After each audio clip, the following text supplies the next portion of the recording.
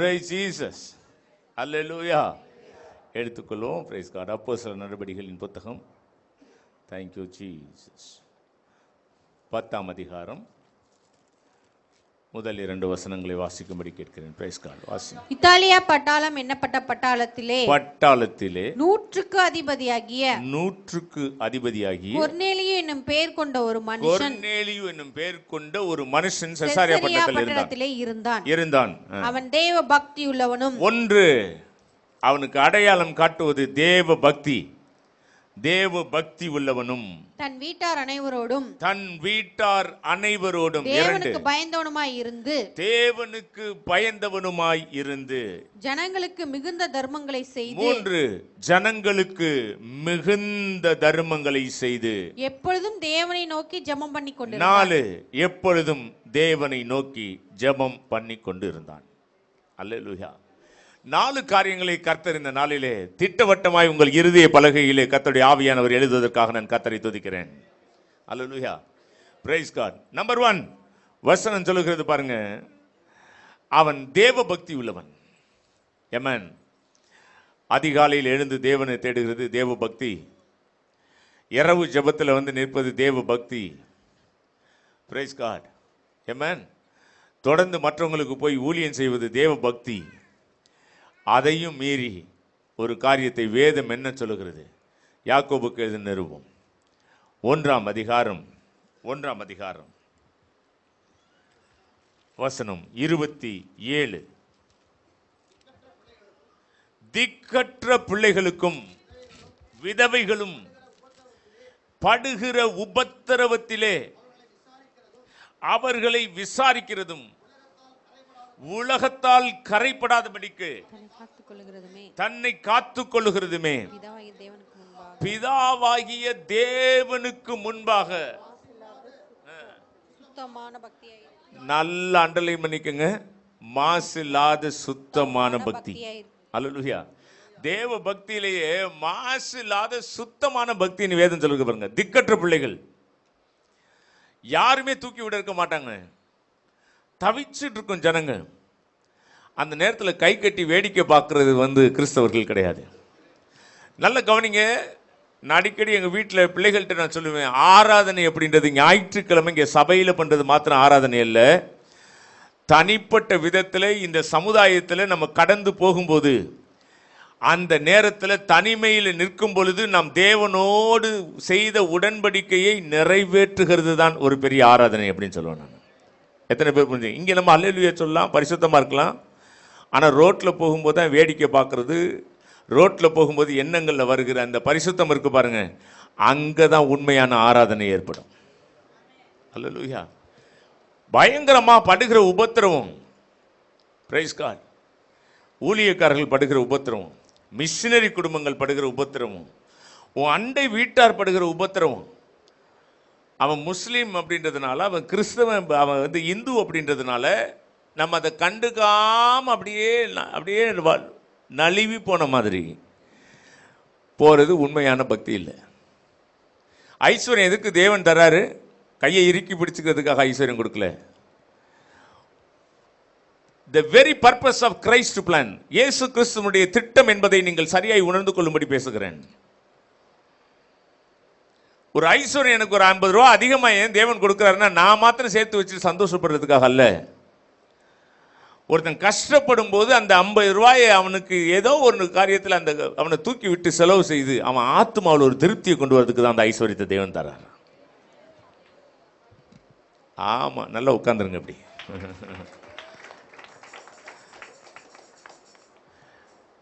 Sir, ஐஸ்வர்யம் கொடுக்கறது அதுதான்.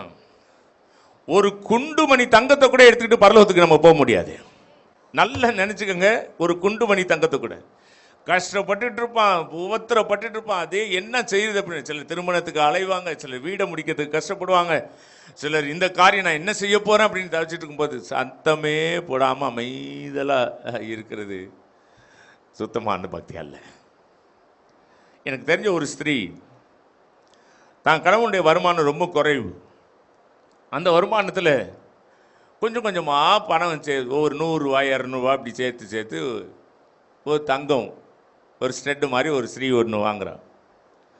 அதை வாங்கி போடலான்னு வாங்கின அன்னைக்கு இன்னொரு பிள்ளை வீட்டுக்கு வருது, அவங்க வீட்டுக்கு. அந்த வீட்டுக்கு வந்தோன்னு சொல்லுது, அத்தை நல்லா இருக்குது, அது அழகாக இருக்குது அப்படின்னு. அந்த பிள்ளையுடைய தாய் கேன்சர் வியாதியில் இறந்து போகிறார். இதை வாங்கின போடணுன்ற ஒரு ஆசை, ஏன்னா தனக்காக சேர்த்து வைக்கிற முதல் பொருள். அதை பார்த்த உடனே இந்தம்மா இதை நீ போட்டுக்க அப்படின்னு. இல்லைத்தான் எனக்கு வேணாம், நான் சும்மா சாதாரண ஒரு ஸ்டட். இல்லைம்மா நீ இதை வச்சுக்க போட்டுக்க அப்படின்னு. எவ்வளோ பெரிய மனசு! இதுதான் சுத்த தேவ பக்தி. அல்லேலூயா. ஏமன் பக்தி. ஆண்டவர் சொல்லுவார் கடைசி நாளில், உம் நாமத்தினாலே தீர்க்கதரிசனம் உரைத்தோம் அல்லவா, உம்முடைய நாமத்தினாலே பிசாசுகளை துரத்தினோம், உம்முடைய நாமத்தினால இந்த காரியங்களை செய்தோம், உம்முடைய நாமத்தினாலே நிறைய மீட்டிங் நடத்தணும். எதையும் கேட்க மாட்டார் ஆண்டவர். அக்கிரமக்காரர் என்னை விட்டு அகன்று போங்கள்னு சொல்லுவார். கர்த்தாவே கர்த்தாவேன்னு கூப்பிடுகிறதுனால தேவன் இறங்க மாட்டார். நீங்கள் மிகுந்த கனிகளை கொடுப்பதனால் தேவனுக்கு சீசராயிருப்பீர்கள். என்ன பக்தி! வேதம் சொல்லுகிறது திக்கற்ற பிள்ளைகள். யாராவது ஒருத்தர் வீட்டு வாசல்ல வந்து நின்று, எம்மா கொஞ்சம் பணம் கொடுப்பேன், ஏ போ போ போ போ அப்படின்னு விரட்டாதீங்க. லாசரு சம்பவத்தை ஞாபகம் வச்சுக்கோங்க. அவன் விரல் நுனியிலிருந்து ஒரு தண்ணி சொட்டு வருமா அப்படின்னு நரகத்துக்கு கொண்டு போய் கேட்க வச்சிருவார் ஆண்டவர். பிள்ளைங்களுக்கு சொல்லிக் கொடுங்கப்பா, இயேசு நிற்கிறார் வாசல்ல, அதனால முறுமுறுக்காம போய் சொல்லி கொடுத்துட்டு வா அப்படின்னு சொல்லி கொடுங்க. சலிஞ்சதும் கழிஞ்சதும் வீணானதையும் கொடுக்கிறது. தான் மாத்திரம் ஃப்ரெஷ்ஷாக நல்லா சூடாக வச்சு சாப்பிட்டுட்டு வேலை செய்கிறவங்களுக்கு, தர்மம் கேட்குறவங்களுக்கு ஆகாததையும் போகாததையும் வீணா அள்ளி தரது தேவபக்தி கிடையாது.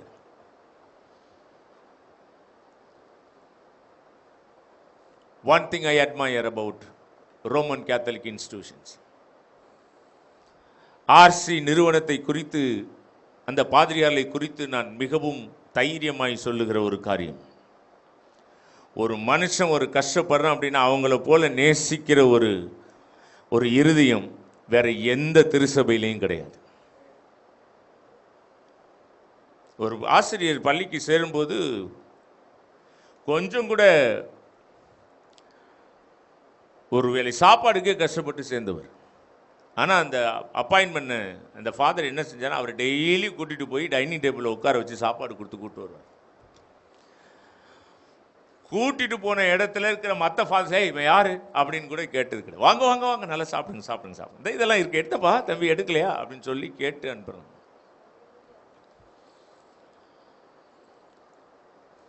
ஐம்பது பேருக்கு சாப்பாடு பட்டலம் போட்டு நீங்க கொடுக்குறப்போ 51வது ஆள் ஒரு ஸ்டேஞ்சர் ஒருத்தன், அவனை பிடி, யாரவன் என்னன்னு பாரு.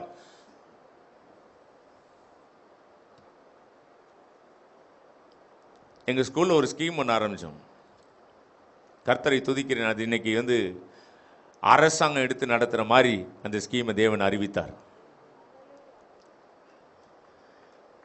என்ன அந்த ஸ்கீம்? அதிகாலையில் பிள்ளைகளுக்கு சாப்பாடே கொடுக்க முடியாது. இன்னைக்கு மதியானம் சாப்பிட்டானா நாளைக்கு அடுத்த நாள் மதியானம் தான் சாப்பிடுவோம்.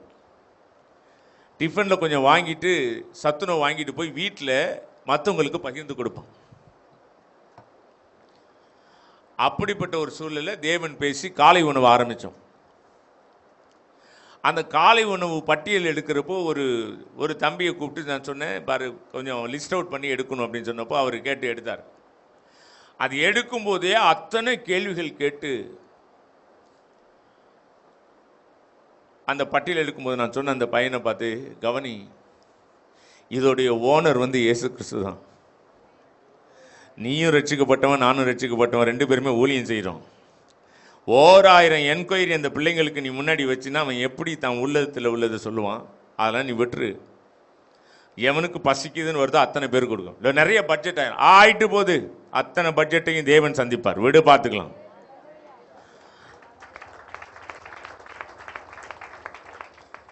ரெக்ஸுக்கு தெரியும், ஒவ்வொரு கடையா ஏறி இறங்கியிருக்கேன். பல வருடங்கள் அந்த ஊழியத்தை, அந்த காரியங்களை நல்ல நேர்த்தியாய் செய்யும்படி தேவன் கிருபை தந்தார்.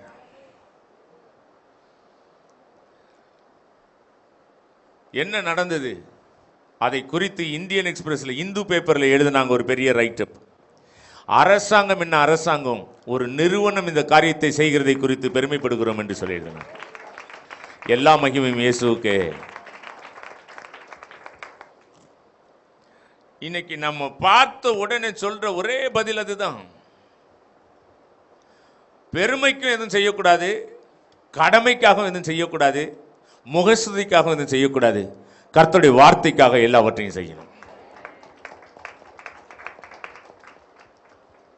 திக்கற்ற பிள்ளைகள் இன்னைக்கு போய் பாருங்க எத்தனை பிள்ளைகள் இருக்கிறாங்க அப்படின்னு. உங்க பிள்ளைகளுக்கு பர்கர் வாங்கி கொடுக்குறீங்க, அது வாங்கி கொடுக்குறீங்க, இது வாங்கி கொடுக்குறீங்க. நம்முடைய அந்த ஹோமுக்கு அரிசி வாங்குற திட்டம் எல்லாமே நின்று போச்சு. இப்போ ஒரு 2 குடும்பம் எடுத்துக்கிட்டதுனால யாருமே அதை குறித்து கவலைப்பட்டதே கிடையாது. நீங்கள் யாருமே வந்து கேட்டதும் கிடையாது. நீங்கள் அத்தனை பேரும் சாப்பிடாம இருக்கிறீங்கன்னா சொல்லுங்கள், கர்த்தரை ஸ்தோத்திரிக்கிறேன். நீங்கள் அத்தனை பேரும் சாப்பிடாம இருக்கீங்களா? அரிசி கொண்டு வந்து கொடுக்கலங்க. எத்தனை வருஷமாச்சு? யாராவது ஒருத்தர் வந்து கேட்டிங்களா, பாஸ்டர் அரிசி வாங்கிட்டு இருந்தீங்களே என்ன ஆனிச்சு என்ன கேட்டிங்களா? இன்னைக்கு தான் ஒரு பை அபூர்வமாக வந்திருக்கு. இந்த கருத்தை கர்த்தர் ஆசீர்வதிப்பாரா.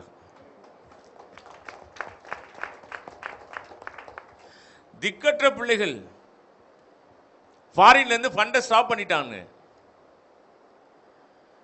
தான் மனைவிக்கு கேன்சர் வியாதி, அந்த வியாதியையும் பொருட்படுத்தாம காலையிலேருந்து சாயங்காலம் வரைக்கும் 8 மணி வரைக்கும் ஒரு மனுஷன் அந்த இடத்துல நின்று ஒவ்வொரு இடத்துலையும் காரியங்களை கேட்டு கேட்டு கேட்டு செய்கிறவர். ஆரம்ப காலத்தில் பாஸ்டர் கிறிஸ்டபர் எல்லா இடத்துக்கும் போய் ரேஷன் அரிசி வாங்கி கொடுப்பார்.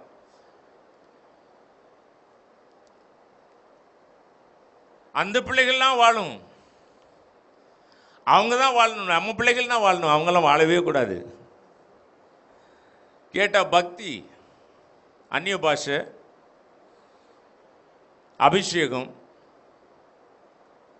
கூட்டங்கள் நடத்துவது, இவைகள் எல்லாம் தேவனுடைய நியாயாசனத்திற்கு முன்பாக வந்து ஒரு நாள் நிற்கும்.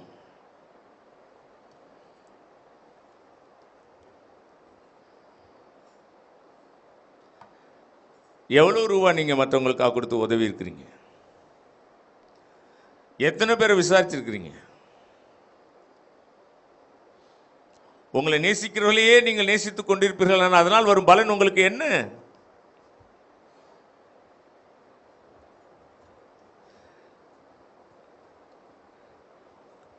ஒரு கடலை வறுத்து எடுத்தா கூட கொஞ்சம் கையில் எடுத்து பாக்கெட்ல போட்டுட்டு போங்க. போற வழியில யாராவது ஒரு பிள்ளைக்கு பார்த்து எடுத்து கொடுத்துட்டு போங்க. பிளான் பண்ணுங்க. சொன்னதை செய்யும்படி தேவன் எனக்கு கிருபை தந்திருக்கிறார். ஆகவே சொல்லுகிறேன், லட்சக்கணக்கான கூட்டம் வரும்பொழுது என் பிள்ளைகளுக்காக அந்த சொத்தை சேர்த்து வைக்காதபடி, இந்த ஊழியத்திற்கு தேவன் எதை சொன்னாரோ இந்த இடத்தில் அறிவித்திருக்கிறோமோ அதை செய்யும்படி தேவன் கிருபை தருவார்.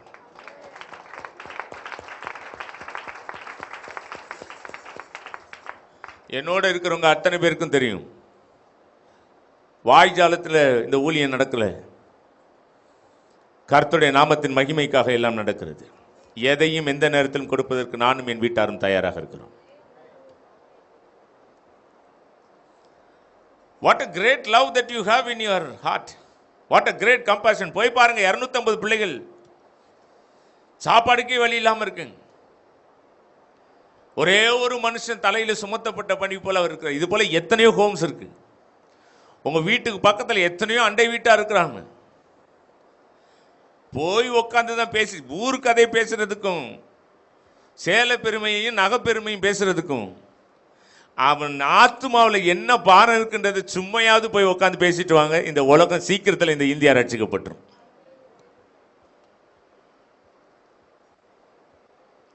திக்கற்ற பிள்ளைகள், இரண்டாவது விதவைகள்.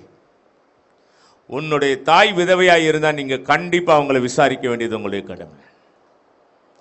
உன் உறவுகளில் யாராவது விதவைகள் இருந்தால் அவளை விசாரிக்க வேண்டியது உங்களுடைய கடமை. சபையிலே யாராவது விதவைகள் இருந்தால் அவளை விசாரிக்க வேண்டியது உங்களுடைய கடமை.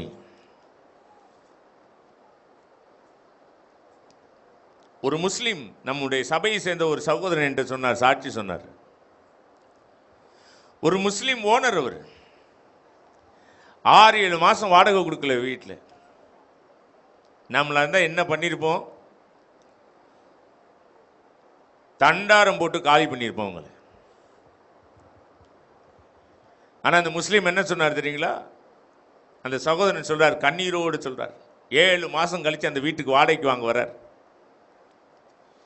வந்த மனுஷன் பார்த்து கேட்குறாரு, சொல்றாராம், சார் நல்லா இருக்கீங்களா? சும்மா இந்த பக்கம் வந்தேன், அதனால வந்தேன். சாரிங்க வாடகை அப்படின்னு. நான் இப்போ அதை கேட்கவே இல்லையே. பிள்ளைங்களுக்கு ஃபீஸ் கட்டினீங்களா? பாலுக்கு பணம் கொடுத்துட்டீங்களா? வீட்டுக்கு சாமான்லாம் வாங்கி போட்டிங்களா? இல்லைங்க எல்லாம் வாங்கி போட்டேன். அட இதை வைங்க, இப்போ நான் கேட்கல. எல்லாம் வாங்கி போட்டிங்களா? எல்லாம் நிறைவா இருக்கா? நான் அப்புறம் தான் வாங்கிக்கிறேன் அப்படின்னு சொல்லி புறப்பட்டு போனேன். அந்த அம்மா சொன்னிச்சான், கிறிஸ்தவங்க அங்கே இருக்கிறது நமக்கு ஒரு பெரிய ஆசீர்வாதம். அவங்க ஜெபிக்கிறவங்க நம்ம.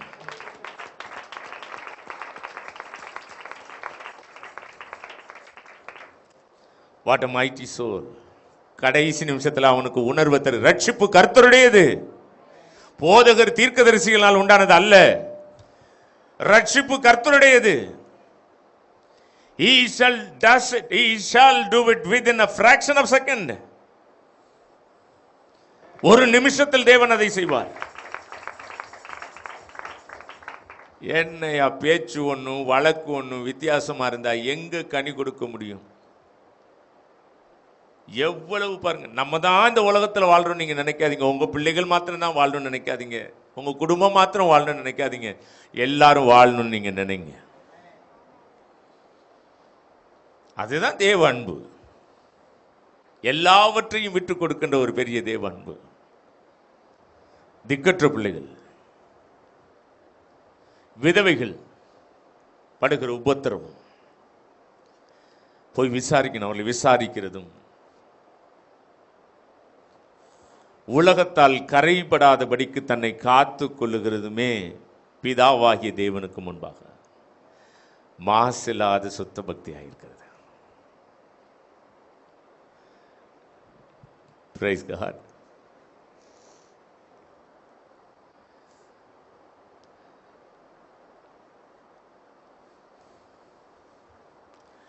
எத்தனையோ பிள்ளைகள், எத்தனையோ பேர் நீ கிறிஸ்துவ அறிவிப்பதற்கு இந்த வேத புத்தகத்தை எடுத்துட்டு போய் தான் சொல்லணும் இல்லை. நற்கிரியைகளை நீங்கள் செய்ய ஆரம்பித்த உடனே நீங்கள் யாரை வணங்குகிறீர்கள் என்று கேட்பார்கள்.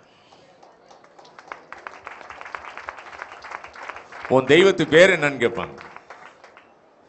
என் தெய்வத்து பேர் இயேசு. இந்த சிலுவையில் தொங்குறார் அவரா? ஆமா, எங்களுக்காக அவரையே பலிட்டார், உங்களுக்காக அவரையே தன்னை ஒப்பு கொடுத்தார். அதனால தான் நீங்களும் எல்லாத்தையும் கொடுக்குறீங்க. எவ்வளவு பெரிய ஸ்லாக்கியம்.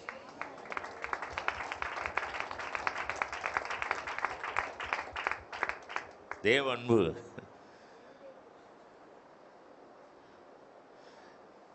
இந்த ஊழியம் யார் வேணாலும் செய்யலாம். அது யாரை கொண்டு வேணாலும் தேவனால செய்ய முடியும். கல்லுகளை கொண்டு கூட தேவனால பேச வைக்க முடியும்.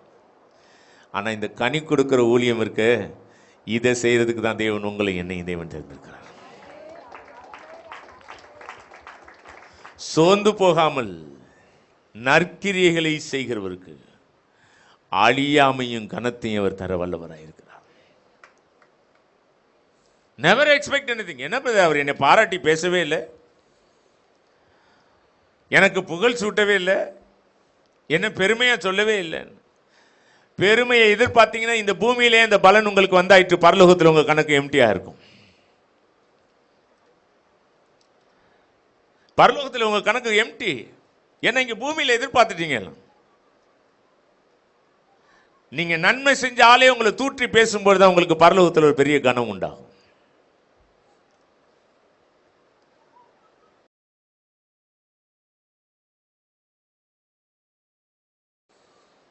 எவ்வளவு பெரிய ஸ்லாக்கியம். பிரச்சனையை முடிச்சுட்டு நான் அவனுக்கு உதவி செய்யறேன் அப்படின்னு சொல்றதை தேவன் விரும்பவே மாட்டார். பிரச்சனையோட உங்களுக்கே முடியாத நேரத்தில் நீங்க உதவி செய்யறதுல தான் தேவன் எதிர்பார்ப்பார்.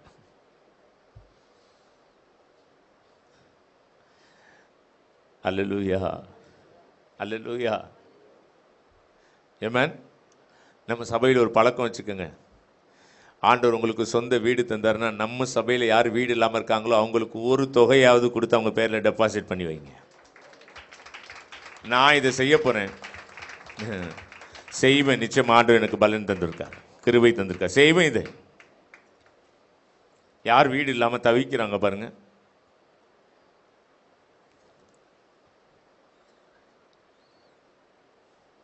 அழகா சொல்லியிருக்கார் ஆண்டவர் வேதத்தில். ஒரு பணக்காரனையும் ஏழை ஒருத்தனையும், பணக்காரன் பேரும் தெரியும் ஆண்டவருக்கு, ஏழையுடைய பேரும் தெரியும். ஏழையுடைய பேரை சொன்னவர், லாசருன்னு சொன்னவர், பணக்காரனுடைய பேரை சொல்லவே இல்லை. காரணம், ஒரு வார்த்தைக்கு கீழ்ப்படியாதவனோ ஒப்பு கொடுக்காதவனோ ஒருபோதும் தன்னுடைய பிதாவுக்கு முன்பாக அவர் அறிக்கை பண்ணவே மாட்டார். ஆதாம் ஏவாளை உண்டாக்கினார், வார்த்தைக்கு கீழ்ப்படியில. ஆதாம் ஏவாளுடைய சாப்டர், அந்த 3 சாப்டருக்கு பிறகு எலியா கூப்பிடும் பொழுது ஆதாமின் தேவனே, ஏவாளின் தேவனேன்னு கூப்பிடவே இல்லை. ஆபிரகாமின் தேவனே, ஈசாக்கின் தேவனே, யாக்கோபின் தேவனே என்று கூப்பிட்டான். உங்களுடைய பேர் நீங்க நீதியை செஞ்சிருந்தா தேவன் சொல்வார். பாஸ்டர் காலேபீஸ்வருடைய தேவனே, செல்வநாதனுடைய தேவனே, ஜேம்ஸுடைய தேவனே, வா இறங்கி அப்படின்னா வருவார். அவர் கிரியை ரொம்ப முக்கியம்.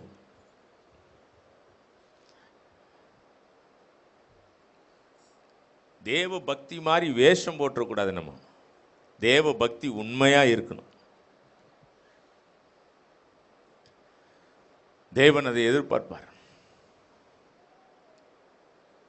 எத்தனை திக்கற்ற பிள்ளைகள், ஃபீஸ் கட்ட முடியாம எத்தனை பிள்ளைகள், ஸ்கூல் ஆரம்பிச்ச உடனே யூனிஃபார்ம் வாங்க முடியாத பிள்ளைகள், குடும்பத்தில் ஒரு திருமணம் வச்ச உடனே யாருமே விசாரிக்க முடியாத பிள்ளைகள், வேதனை நிரம்பிய எத்தனை பேர்கள். நீங்க அத்தனை பேரையும் விசாரிக்க வேண்டியது தேவனுடைய பக்தி. அதுதான் சுத்தமான பக்தி. உங்களுடைய காரியத்துக்கு ஒன்று சரியா செய்யல அப்படின்றதுனால நீங்க உடனே அதுக்கு பதில் செய்யக்கூடாது. தீமைக்கு தீமையும் உதாசனத்துக்கு உதாசனத்தையும் சரி கட்டாமல், இவர் எனக்கு இதை செய்யல அதனால் நான் அவருக்கு செய்ய மாட்டேன். இன்னும் சில புண்ணிய கோடிகள் இருக்கிறாங்க, ரெஜிஸ்டர் போட்டு எழுதி வைக்கிறவங்க இருக்கிறாங்க. திருமணத்துக்கு யார் எவ்வளோ டொனேஷன் கொடுத்தாங்கன்னு எழுதி வைப்பாங்க. 15 வருஷத்துக்கு முன்னாடி அவர் 100 ரூபா போட்டிருந்தாருன்னா அதே 100 ரூபாயை போடுவார், 101ன்னு போடுவார். டொனேஷன் அப்படி கை வச்சு எடுத்து 101 அப்படின்னு போடுவார். எங்கே யாருக்காவது உங்களுக்கு தைரியம் இருந்தால் ஜெபம் பண்ணுங்க பார்ப்போம். இந்த திருமணத்துக்கு போகிற ஆண்டவரே இதை கலட்டி கொடுக்கணும்னா கொடுத்துட்டு வந்துடுறேன், நான் என்ன செய்யட்டும் ஆண்டவரேன்னு கேளுங்க பார்ப்போம். கேளுங்க. எனக்கு தெரியுங்க, சிலர்லாம் 1 ரூபா சேர்த்து கொடுக்குற, டொனேஷன் கொடுக்குற புண்ணியவான்கள்லாம் இருக்கிறாங்க. சேர்த்து வச்சுட்டு போவாங்க, எல்லாம் நைட்டு கதவை திறந்து எடுத்துகிட்டு போயிடுவான். சொகுசாக கொண்டு போய் செலவு பண்ணிட்டு இருப்பான் அவன் எங்கேயாவது பாரில். ஐயோ ஐயோன்னு அடிச்சுக்கிட்டு என்ன பிரயோஜனம்? இருந்திருக்கு கொடுத்துருக்கலாம்ல. பரலோகத்தில் கணக்கு முத்திரை போட்டிருக்கோமே. ஏழைகளுக்கு கடன் கொடுக்கிற போது கர்த்தருக்கு கடன் கொடுக்கிறான், தேவன் அதை திரும்ப கொடுப்பார். தேவன் அதை திரும்ப கொடுப்பார். Give unto them. பேர் பிரஸ்தாபத்துக்கும் பெருமைக்காகவும் இந்த ஊழியம் கிடையாது. நான் சொல்றேன்,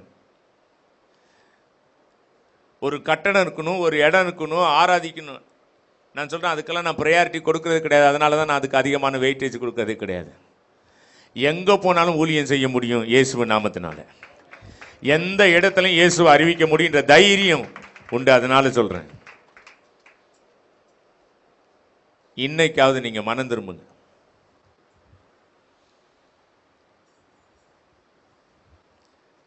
காஃபி கொடுக்கறதுக்கு கூட யோசிப்பாங்க சிலர் வீட்டுக்கு வந்தா. ஏன்னா அதில் ஒரு 10 ரூபா மிச்சம் ஆயிரும்ல. அதுக்காக எத்தனை பேருக்கு நீங்கள் நல்ல ஃப்ரெஷ்ஷான உணவு, நல்ல சாப்பாடு கொடுக்குறீங்க வாரம் வாரம்? எனக்கு தெரிஞ்ச ஒரு குடும்பம் இங்கே இருக்குது. பேரை சொன்னால் உடனே சொல்லுவீங்க, ஆமாம் இவர் எப்போதும் அவங்கள தான் தூக்கி வச்சு பேசுவார். எனக்கு தெரிஞ்ச ஒரு குடும்பம் இருக்குது. ஒரு வயோதிகரை தொடர்ந்து வார வாரம் அவங்களுக்கு வேண்டிய சாப்பாடை செஞ்சு கொண்டு போய் கொடுக்குறாங்க. எத்தனை பேருக்கு நீங்கள் வீட்டில் வேலைக்கார வச்சுருக்க உங்களை நான் பார்த்து கேட்குறேன், எத்தனை பேர் வீட்டில் வேலைக்காரிங்க வேலை செய்கிறாங்க? நல்ல ஃப்ரெஷ்ஷான சாப்பாடு வீட்டில் படித்த உடனே புதுசாக அப்படியே எடுத்து போட்டு பேக் பண்ணி நிறைய போமா சாப்பிட்டுட்டு வா அப்படின்னு சொல்லி கொடுக்குறவங்க எத்தனை பேர் இருக்கிறீங்க? பிசுத்து போன சாப்பாடு, நூல் நூலாக வந்த சாப்பாடு.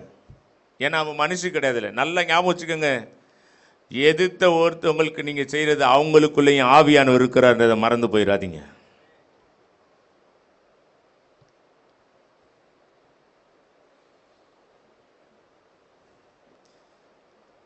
அல்லேலூயா, ஆமென். இவருக்கு 500 ரூபாய்க்கு கைலி, தர்மம் எடுக்கிறவங்களுக்கு 100 ரூபாய்க்கு கைலி. கேட்டால் அவங்க அதை விற்றுருவாங்க. இப்படி ஒவ்வொருத்தரையும் பார்த்துக்கிட்டே இருக்க முடியுமா? சுயாதீனன்றது அவனுக்குரியது. உனக்கு என்ன எடுக்கிறியோ அதை தான் நீ கொடுக்கணும். உன் வீட்டில் என்ன மினரல் வாட்டர் குடிக்கிறியோ அதே மினரல் வாட்டர் தான் கேட்குறவனுக்கு கொடுக்கணும். அதெல்லாம் இல்லாமல் சும்மா சத்தம் போட்டு ஆச்சா பிடிச்சான்லாம் கத்துனீங்கன்னா வீண். அது வீண். உலகத்தை ஏமாற்றுகிற வேஷம், பரிசேய வேஷம் அது. Let your hearts be turned to God.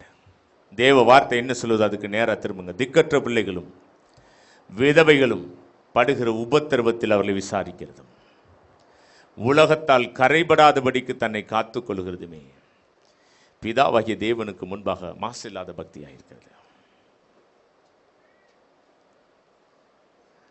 அல்லேலூயா, ஆமென். ஒரு ஸ்கூலில் ஒரு பையன் சரியாக பெல் அடிக்கும் போதெல்லாம் டிஃபன் பாக்ஸ் எடுத்துகிட்டு ஓடியே போயிடுவான். அப்போ அவங்க இந்த பசங்க எல்லாம் கூட ஃப்ரெண்ட்ஸ், எங்கடா இவன் ஓடுறான், தனியாக ஸ்பெஷல் சாப்பாடு வச்சு சாப்பிட்றான் போல இருக்கு அப்படின்ட்டு ஒரு நாள் கூட போய் பார்த்தா அவன் வீட்டில் சாப்பாடு இல்லை, வசதி இல்லை, வெறும் கல்லை மாற்ற அந்த டிஃபன் பாக்ஸில் வச்சுருந்துருக்கான். அதை கண்டுபிடித்து தான் தாய்மார்ட்டெல்லாம் போய் சொன்னானுங்க, அம்மா என் கூட படிக்கிறவன் இப்படி சாப்பிடாமல் இருக்கிறான், டெய்லியும் கல்லை கொண்டு வந்துட்டு ஏமாற்றிட்டு இருந்திருக்கான் பாருங்க.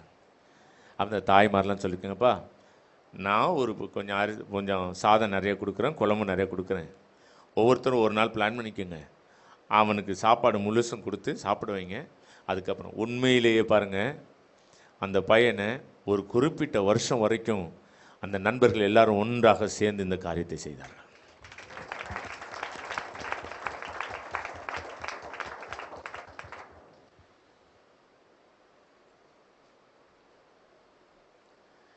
யாரோ ஒரு பக்கம் அப்படி பார்த்துட்டு கண்டுக்காம நீங்க போனீங்கன்னா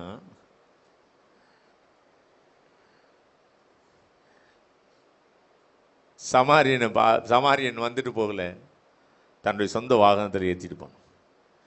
சும்மாலாம் சொல்லக்கூடாது, பிரதர் அவனை கொண்டு போய் தூக்கிட்டு ஏதாவது செஞ்சா கேஸ் போட்டுருவானு. கேஸ் போட்டா நில்லு, அந்த பிரச்சனையை சந்திச்சிரு, போ ஜெயிலுக்குள்ள போ, அதனால ஒன்றும் தப்பு இல்லை, கிறிஸ்துவுக்காக மகிமைப்படு. சாக்கு போக்கெல்லாம் சொல்லக்கூடாது. இந்த நன்மை செய்ய, அதாவது பார்த்தீங்கன்னா இப்போ உள்ள உலகத்தில் இது நன்மை செய்ய முடியல, திடீர்னு டக்குன்னு கத்திய காட்டு மிரட்டிட்டு போறேன். உனக்கு விரோதமாக உருவாக்கப்படுகிற எந்த ஆயுதமும் வாய்க்காதே போகும் இருக்குல்ல.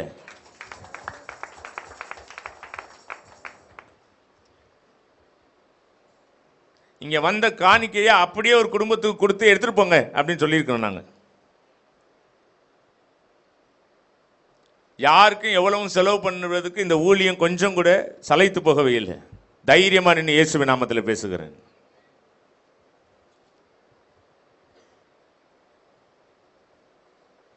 ரொம்ப செல்ஃபிஷ், அது பெந்தகோஸ்தேக்காரனா ரொம்ப ரொம்ப செல்ஃபிஷ். தான் குடும்பம், தான் பிள்ளை, தன்னோடது, மற்றவங்க எல்லாம் வாழ்ந்தா என்ன செத்தா என்ன, எனக்கு அதை பற்றி கவலையே இல்லை. ஆனால் ஞாயிற்றுக்கிழமை ஆனால் பயங்கரமாக நான் ஒரு அல்லேலூயா சொல்லுவேன்.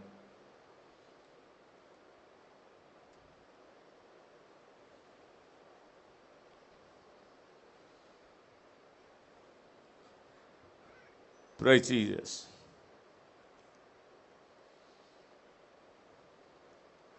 சட்டையை கேட்டால் சட்டையை கழட்டி கொடுங்க, சப்பலை கேட்டால் சப்பலை கழட்டி கொடுங்க. என்ன கொடுக்குன்னு தேவன் சொல்றாரு, கொடுத்துட்டு வாங்க. உங்களுக்கு அதை காட்டிலும் பெரிய பொருளை தேவன் தருவாரே தவிர உங்களை எதையுமே லாஸ் பண்ண விடவே மாட்டார்.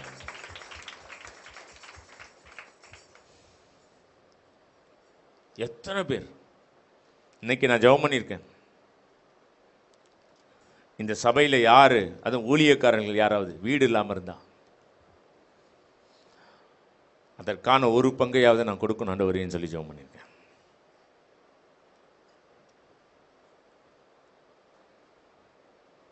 இந்த மாதேஸ்வரி அம்மாவெல்லாம் யாராவது கேட்டு விசாரிச்சிருக்கீங்களா? 40 பவுன் 50 பவுன் வச்சிருக்கிற உங்களை பார்த்து நான் கேட்குறேன், ஏம்மா உனக்கு என்னம்மா கடன்? நான் ஒரு 5000 ரூபா தட்டுமா, ஒரு 10,000 நான் தட்டுமா அப்படின்னு யாராவது கேட்டிருக்கீங்களா? காரணம் அதெல்லாம் சும்மா ஆத்மாவை குறித்து பேசுறதோடு சரி.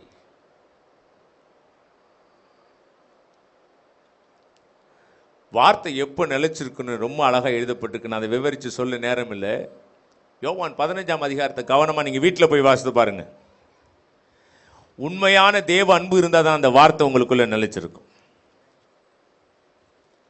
தேவ அன்பு இல்லைன்னா நிச்சயமாக நிலைத்திருக்கவே முடியாது.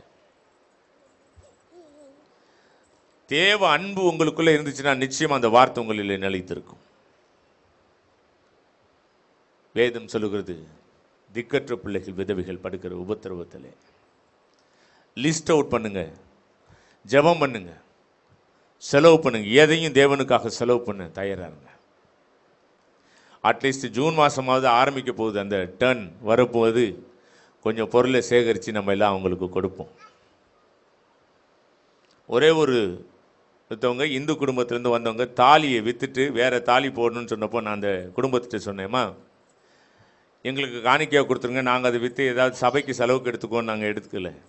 நாங்கள் சொன்னோம்மா, ஒரு ஹோம் இருக்குது, அங்கே சாப்பாடு கஷ்டப்படுறாங்க பிள்ளைகள், அந்த தாலியை விற்று பணம் கொடுப்பீங்களா அப்படின்னு. சந்தோஷமாக அது கொடுத்ததுக்கு மேலே பல மடங்கு அந்த இடத்துல போய் அரிசி வாங்கி எல்லாம் போட்டு அவங்களுக்கு ஒரு பெரிய சந்தோஷம். இன்னொரு குடும்பம் எவ்வளோ செலவாகுதுன்னு சொல்லி கேட்டு அதற்கான காரியங்களை செய்யணும்.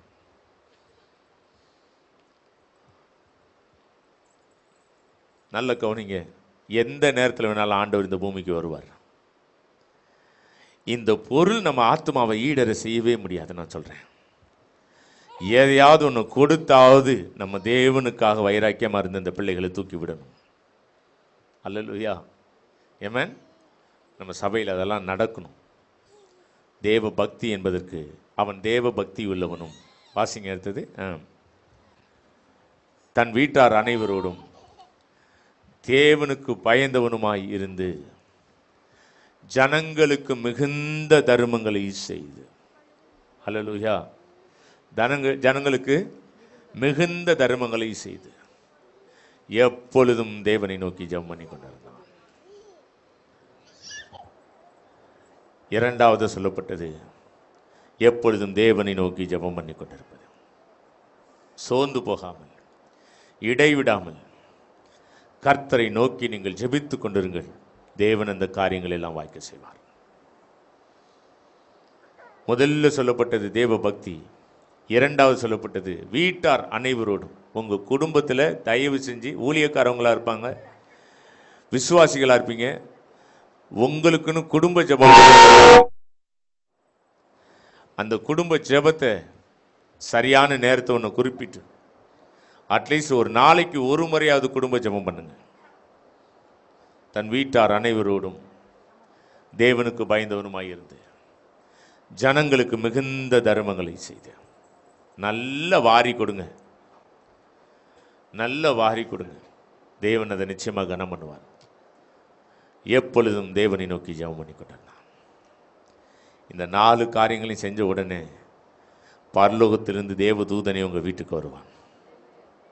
கொர்நேலியுவேன்னு சொன்னது போல உங்க பேரை சொல்லி கூப்பிட்டு அதற்கான பதிலை தேவன் தருவார். மிகுந்த கனி கொடுக்கும்படி உங்க வாழ்க்கையை தேவனிடத்தில் ஒப்பு கொடுங்க. அதுவே கிறிஸ்துவுக்கு உண்மையான ஒரு ஆராதனை. கர்த்தர் தாமே உங்களை ஆசீர்வதிப்பாராக. ஆமென்.